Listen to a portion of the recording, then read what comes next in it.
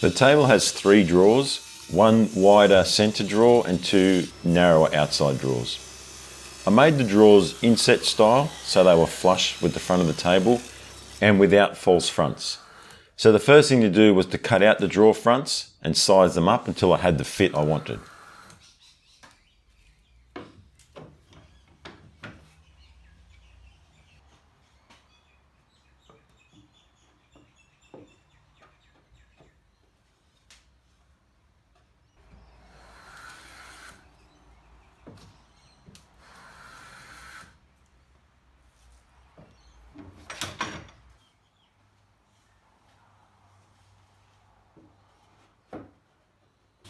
Once I was happy with the fronts, I cut the sides of the drawers, which are all the same length, and because there were 6 of them, I set up a stop block on my crosscut sled.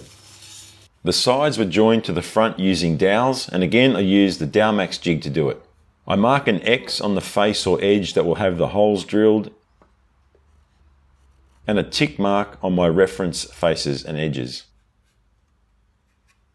And then it's just a matter of matching the tick marks on the jig with the marks on the pieces.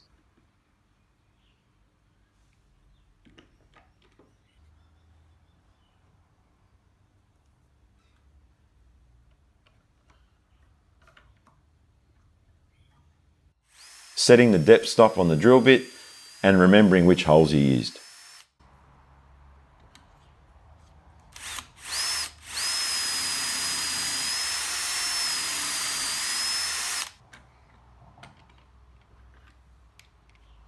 The guide pin is used to make sure you get the correct spacing on each piece when you have to move the jig along the board.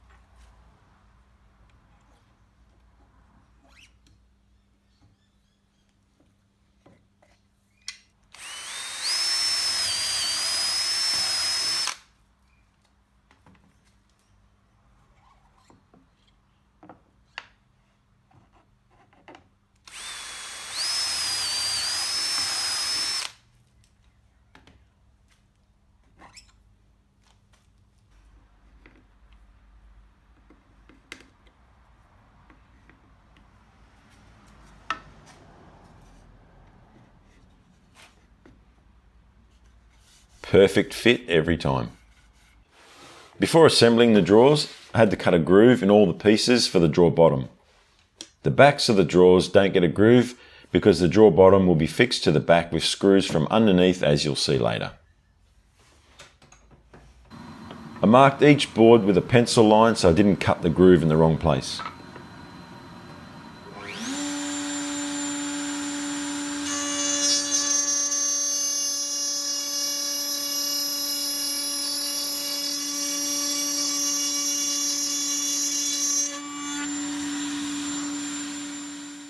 The fronts get a stopped groove so it wouldn't be seen when opened, and I did that just by marking start and stop lines on the router table. The router bit I used was a standard straight cut bit that can't be used to plunge into the board, so I had to move it back and forth a little to get it to full depth.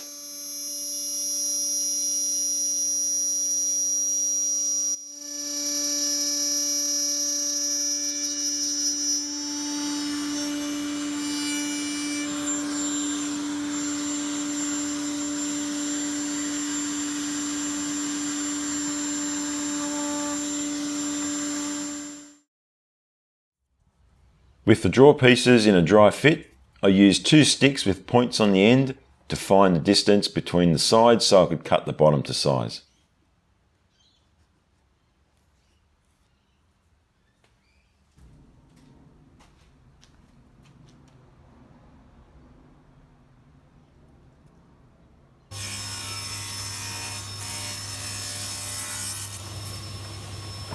Then it was time for glue up.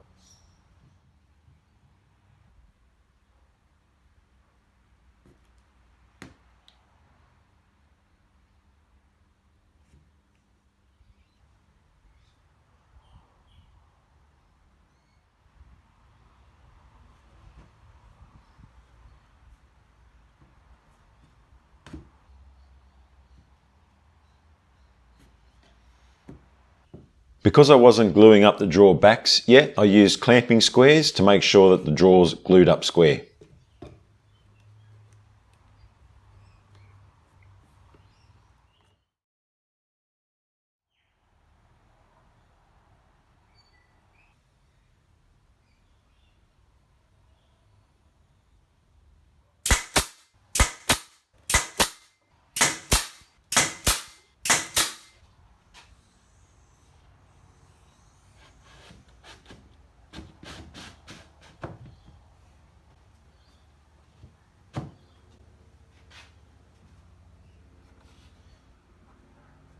I had to cut a relief in the backboard to allow for a top runner, which I'll install next.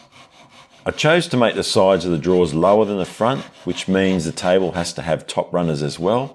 I could have made the sides higher and not needed extra runners, but I think they look better this way.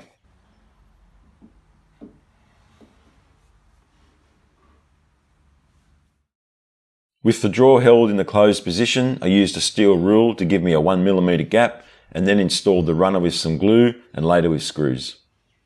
This top runner stops the drawer falling down as you pull it out and also acts as a stopper so the drawer can't be pushed in past the front of the table, keeping everything flush.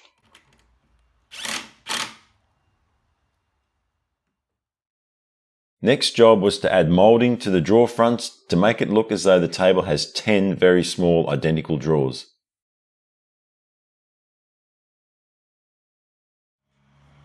I set up this simple miter cutting jig for the half round moulding with the two different stop blocks so I could cut alternating miters and have no wastage between each piece.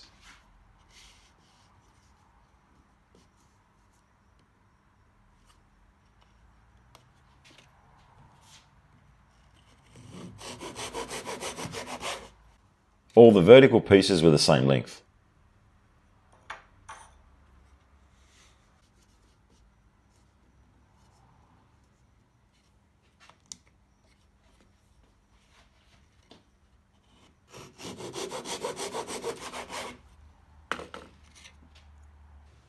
The moulding was only glued in place so I wouldn't have any nail or pinholes to fill, and I used the super glue trick to hold them in place while the regular glue dried. Also, Type Bond Original is a fast set glue which came in very handy for this.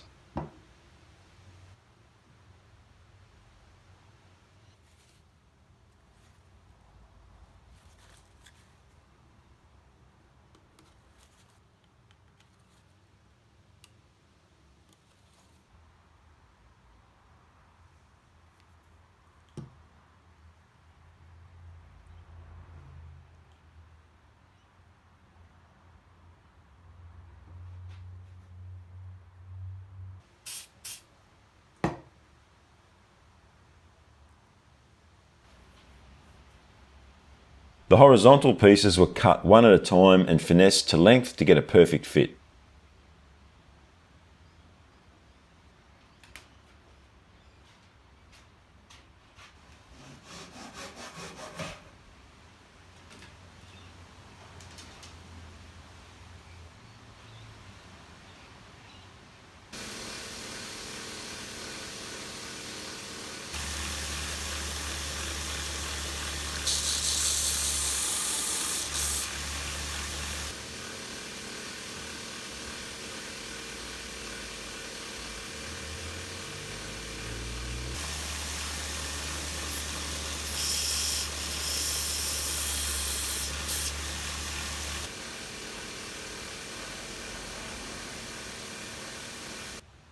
By this stage I'd worked out that I didn't need to use the CA glue because the fast setup of the Type Bond Original was working well.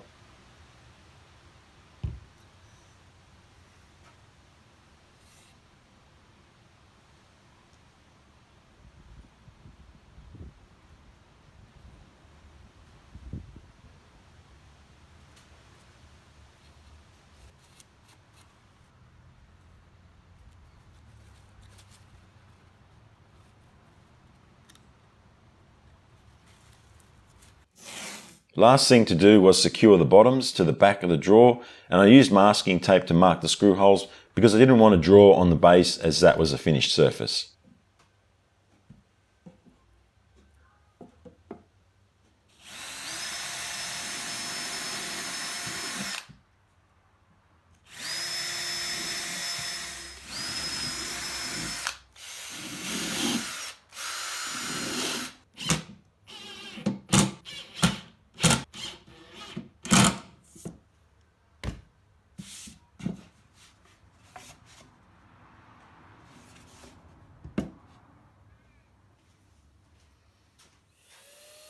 Finally, it was time to paint. Now, the story behind this table is that it was a commission build. The client dictated the design, dimensions, and the colour.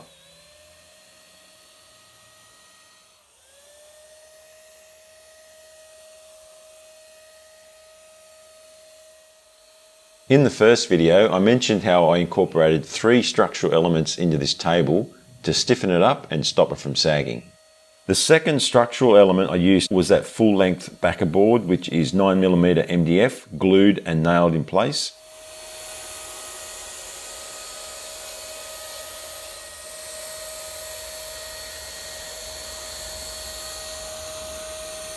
And the third is that full-length 42x19 rail running the full length of the table under the drawers. I made up these little tabs out of some scrap hardwood that I had, and the reason for them is to stop the drawers from being pulled all the way out of the table.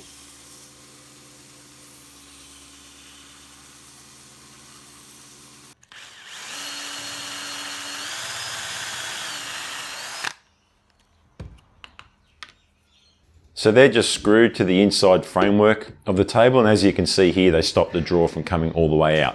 But they are easily rotated if for some reason you do need to take the drawer out.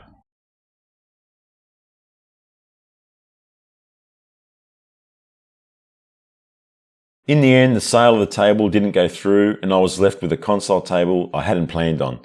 So I put it in the house while deciding what to do with it. And over time, it really grew on us, and now I think it looks pretty cool and it's become part of the furniture, as they say.